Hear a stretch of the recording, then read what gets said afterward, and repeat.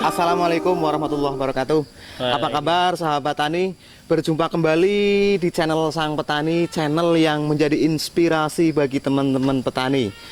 Apa kabar sahabat tani? Semoga pada sore hari ini tentunya dalam keadaan sehat walafiat dan tidak kurang satu apapun. Saya ucapkan terima kasih kepada teman-teman yang sudah subscribe di channel kami, dan bagi yang belum subscribe, mohon dukung channel kami dengan cara like, komen, dan subscribe, dan tentunya nyalakan tombol notifikasinya agar mendapat info-info terbaru yang kami unggah di channel kami. Dan terima kasih pula saya ucapkan kepada teman-teman channel besar seperti channelnya Munandar TV, Mitra Bertani TV, Umah Tani, dan channel-channel besar yang lainnya, tentunya channel yang menjadi inspirasi bagi kami sebagai YouTuber pemula. Saya ucapkan terima kasih, kalian adalah inspirator kami. Oke, pada kesempatan kali ini saya akan meneruskan obrolan santai bersama Mas Mano yang pada saat ini sudah berubah penampilan. Di video yang sebelumnya penampilan lugu sebagai seorang petani yang baru saja keluar dari lahan pertaniannya. Namun pada saat ini tiba-tiba sudah pakai sarung, sudah pakai peci. Inilah nikmatnya sebagai seorang petani yang bisa berubah kapanpun, dimanapun. Tidak terpaku dengan pakaian-pakaian yang harus dikenakan. Pakaian seragamnya ya seragam pertanian, seragam yang bisa dipakai dimanapun. Nah, kita akan ngobrol tentang hal-hal yang sering dijumpai oleh petani, Mas, yaitu tentang suka duka petani. Nah, selama ini jenengan sebagai petani muda, apakah sudah merasakan suka duka petani itu, untuk sebagai inspirasi bagi teman-teman petani agar mereka tidak hanya tahu tentang manisnya saja, tapi dukanya sebagai petani itu seperti apa? Mungkin bisa dimulai dari sukanya dulu, Mas. Sukanya ya kalau jadi petani itu, satu, dia nyaman, dua, waktu juga kagak bisa diatur gitu. Maksudnya nggak harus kita diatur waktu, malah kita yang ngatur waktu. Gitu. Terus terkait dengan kebutuhan, Mas, ya kebanyakan orang itu berprasangka bahwa pendapatan petani itu kecil, pendapatan petani itu sedikit. Itu Anda yang merasakan sebagai petani terkait dengan kebutuhan itu seperti apa? Kalau menurut saya, kalau buat petani itu, kalau kitanya benar-benar serius, benar-benar yakin, ya bisa tercukupi sih semuanya. Dalam hal apa?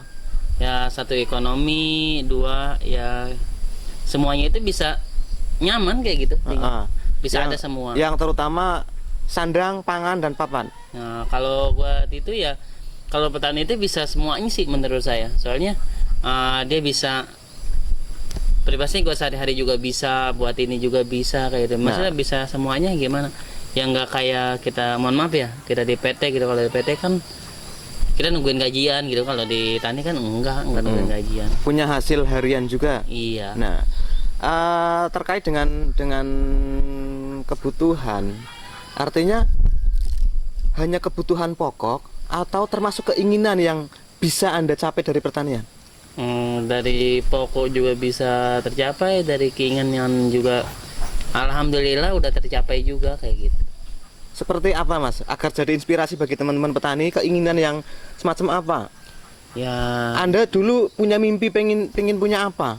Ya, pokoknya dari petani itu saya bisa udah bisa punya mobil gara-gara petani, punya motor gara-gara petani, kayak gitu. Walaupun katanya kesannya petani itu rendah kayak gitu, kalau menurut saya petani itu sangat mulia. Sangat mulia. Sangat mulia, terus sangat bebas gitu, nggak kayak di PT gitu. Di PT kita terkekang, benar-benar terkekang kayak gitu. Tapi kebutuhan yang satu kayaknya belum terpenuhi jenengan. Iya. Istri. apa itu kemungkinan karena Anda jadi petani sekarang lebih memilih menduda atau gimana? Ya, karena belum belum dikasih aja. Nah, belum dikasih aja, tapi tetap ikhtiar ya. Ikhtiar. Iya, oke. Itu mungkin sukanya menjadi petani diantaranya adalah terpenuhinya kebutuhan, baik kebutuhan pokok maupun keinginan. Keinginan bisa kita gapai dari hasil-hasil kita bertani. Lalu di sisi lain, selain kita ada sukanya, tentunya ada dukanya. Iya. Kira-kira apa yang Anda rasakan duka di dalam pertanian, baik dari mulai budidaya, pemenuhan saprotan atau sarana produksi pertanian, atau bahkan di ujung yaitu pemasaran, itu selama ini gendala-gendala atau masalah-masalah yang Anda hadapi itu seperti apa? Permasalahannya ya kalau gagal doang sih menurut saya mah. Gagal panen? Gagal panen.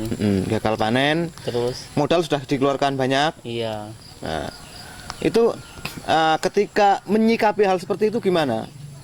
Ya bagaimana, intinya kita sabar aja dah, intinya mah bersabar. Kita yakinnya kalau petaninya intinya yakin aja. Kalau menurut saya intinya kalau dia yakin mah pasti lebih dari itu sih dapatnya. Artinya setelah periode kali ini kita gagal panen, tetap kita istiqomah, kita nanam kembali dan terus berkelanjutan terus. Iya, makanya di situ kan ada tanaman yang jarak pendek sama jarak lama kayak gitu. Oh, berarti Anda sudah men-setting dari komoditi yang Anda budidayakan, itu ada tanaman jangka pendek, ada tanaman jangka panjang. Jangka pendeknya seperti apa? Jangka pendeknya contohnya kalau yang ini bisa juga kayak kangkung gitu, terus bayam, terus ya ada juga kalau yang pengen bulanan juga kita pakai sayur-sayuran, contohnya timun, pare kayak gitu. Berarti ada yang untuk harian, ada yang untuk bulanan. Terus kalau yang jangka panjang itu, yang komoditi yang Anda ambil itu apa? Kelapa sama mangga. Kelapa sama mangga. Kelapa sebenarnya bulanan-bulanan juga itu. Kan kita kan nanam pertama kan dia lama. Oh iya, betul. Sampai usia berbuah itu juga butuh waktu yang lama. Ya. Ngomong-ngomong tentang kegagalan, dalam hal ini adalah gagal panen. Faktor yang menyebabkan kegagalan dalam berproduksi bertani itu apa selama ini yang Anda rasakan? Ya selama ini kalau yang saya rasakan itu kalau gagalnya itu kalau di daerah saya ya utama banjir. Oh banjir? Iya. Tanaman sudah usia panen lalu kena banjir? Iya, soalnya kalau di Bekasi itu 1 tahun itu pasti ketemu banjir. Oh ketemu banjir. Pokoknya gini, kalau di daerah Bekasi itu tiga kali 1 tahun itu 3 kali panen. Itu pasti sekali itu pasti gagal. 1 tahun 3 kali panen, 1 kalinya pasti gagal. Iya. Karena banjir. Berarti bukan masalah hama, bukan masalah penyakit atau hal-hal yang lain. Iya. Berarti faktornya faktor alam ya, faktor alam. Nah, ini dari segi kegagalan dalam budidaya. Kalau dukanya di dalam memenuhi saprotan sarana produksi pertanian, karena kita bicara petani tidak lepas dari saprotan sarana produksi pertanian seperti halnya pupuk, pestisida, herbisida, dan obat-obatan yang lainnya. Itu kendalanya gimana? Kendalanya paling juga sekarang ini ya obat-obat hamanya doang yang masih jadi kendala saya ya. Itu obat hama sekarang. Mahal tuh gimana? 1 mahal, 2 ya nggak kayak dulu sih, menurut saya sih kayak gitu. Soalnya kalau dulu kan ya bener hamanya man beneran ini, kayaknya sekarang ini lebih kebal, resistensinya lebih kuat. Iya. Berarti itu kendalanya itu doang sebenarnya sekarang ini ya. Kalau buat dari tim kita itu kendalanya cuma itu doang. Cuman itu. Kalau untuk pupuknya ada kendala apa enggak? Alhamdulillah sampai saat ini kita belum ada. Karena sudah punya produksi pupuk sendiri, punya pabrik pupuk sendiri. Dan bahkan itu menjadi bagian dari kebutuhan petani sekitar. Oke. Dari awal kita sudah bicara tentang gagal panen, terus sarana produksi pertanian. Lalu yang terakhir adalah pemasaran. Kita bicara pertanian juga tidak terlepas dari marketing. bahasa Jawane wong tani bisa nandur kudu bisa adol. Dengan nggak paham saya ngomong seperti ini? Nggak paham ya. Ya. Gimana? Ada kendala seperti apa di marketing dari produk-produk yang Anda hasilkan? Ya, cuman kendalanya ini sekarang ini menurut saya cuma transportnya doang sih. Transport. Iya, Mahal atau gimana? mahal, Oh, sehingga biaya akan menjadi lebih besar. ya. Terus di sisi lain kayak seperti halnya barang masuk tengkulak tidak terbayar, itu tidak pernah Anda alami? Alhamdulillah kadang-kadang ini pas kita punya komunitas itu enggak, malahan ya kita yang sekarang ini jadinya tengkulak itu malahan banyakan ya malu kayak gitu karena selama ini kan kita kan ya selama ini kita biasanya kan kita yang nyari pasar ya. Soalnya sekarang ini pasar yang nyari kita. Oh, pasar yang butuh ke produk kita malah. Ya, soalnya kita kan jaminan kita begini, kualitas yang kita utamakan kayak gitu. Kualitas.